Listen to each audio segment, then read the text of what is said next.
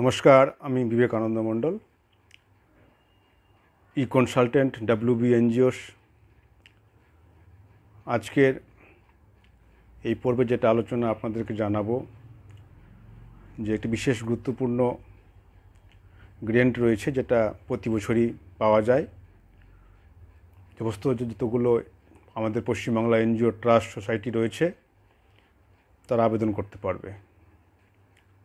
এটা প্রথমে আপনাদেরকে জানাই যে এই ডিপার্টমেন্টটি সেন্ট্রাল গভর্নমেন্টের অধীনস্থ, ministry of social justice and এম্পাওয়ারমেন্টের অধীনস্থ রয়েছে। এই গ্র্যান্টটি আমাদের ডক্টর আম্বেদকরের জন্মতিথি উদ্দেশ্যেই দেওয়া হয়। যে সমস্ত NGO, club, society, trust, section 8 company যারা এই দিনটি উদযাপন করতে পারবে বা করবেন, তারা এই গ্র্যান্টের জন্য আবেদন করতে পারবে।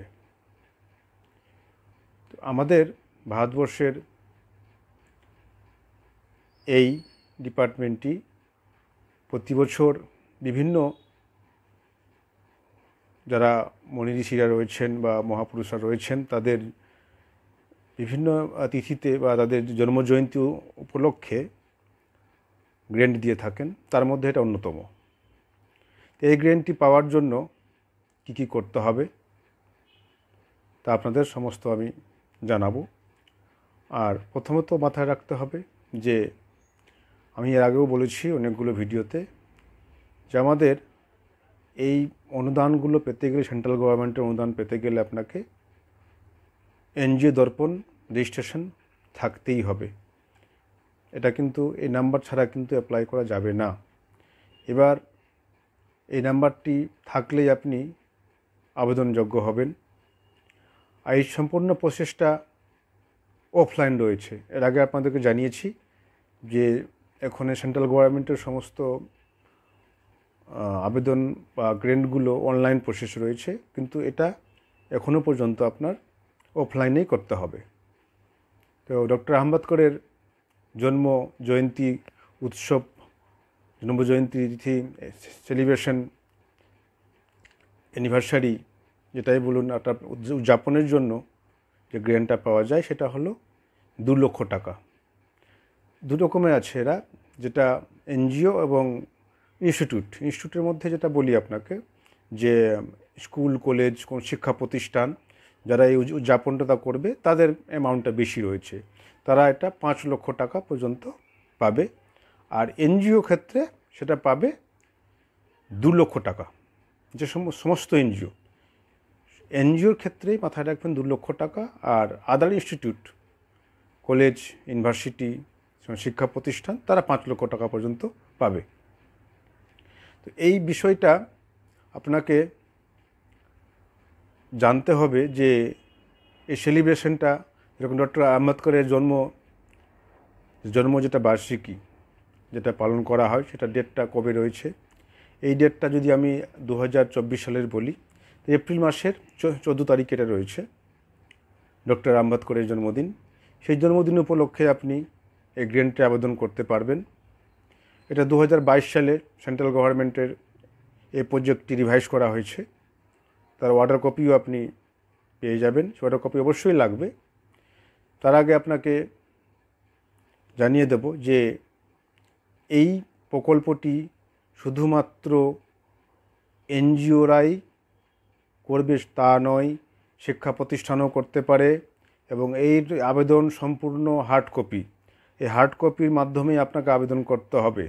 এই ডকুমেন্ট প্রথমে বলে দিই আপনাকে যে এই প্রকল্প আবেদন করতে আপনার যেগুলো ডকুমেন্ট লাগবে, 3 বছরের অডিট রিপোর্ট, 3 বছরের আপনার অ্যানুয়াল রিপোর্ট, আপনার রেজিস্ট্রেশন, প্যান কার্ড।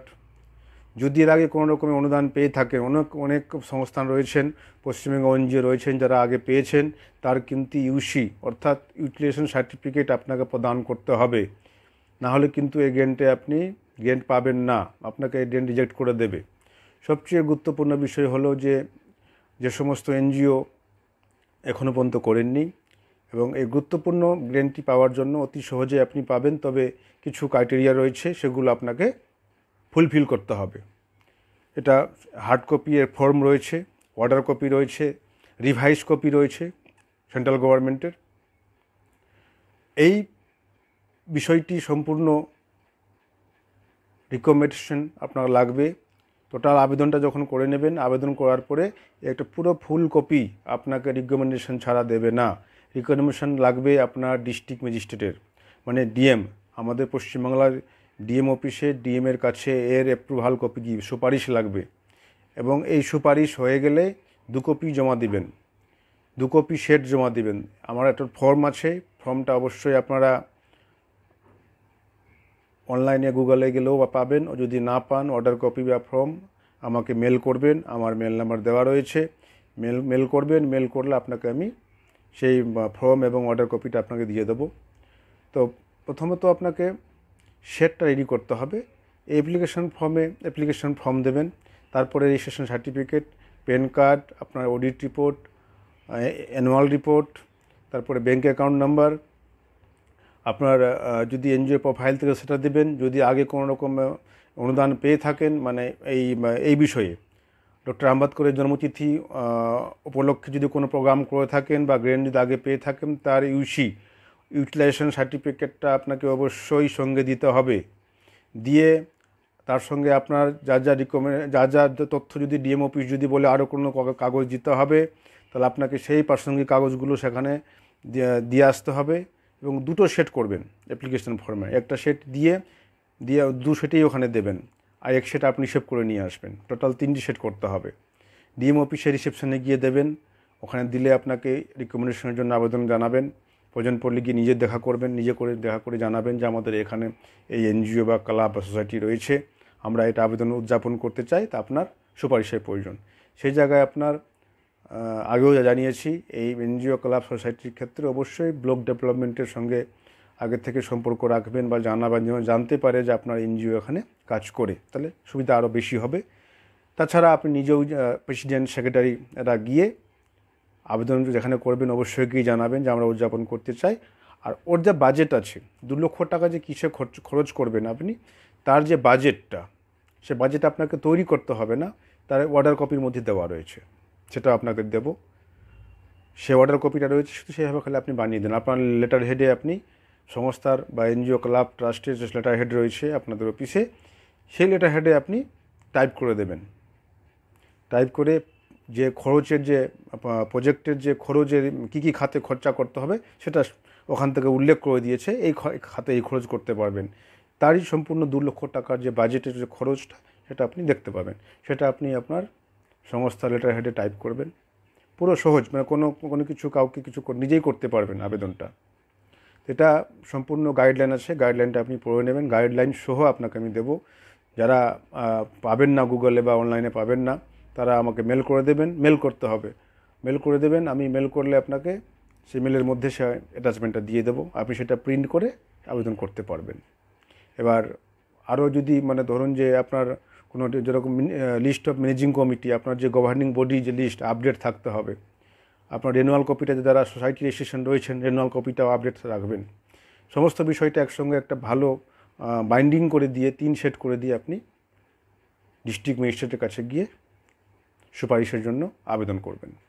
সুপারিশ হয়ে গেলে, রেকমেন্ডেশন হয়ে গেলে, আপনি সেটা অলরেডি যদি বলে ডিএম সাহেব যে আপনি পাঠিয়ে দেন দিল্লিতে, আপনি নিজে কুরিয়ার করে দিতে পারবেন, অথবা ওরা বলে আমরাই পাঠিয়ে দেবো, যেটা খুশি যেভাবে ইনস্ট্রাকশন দেবেন সেভাবে কাজ করবেন।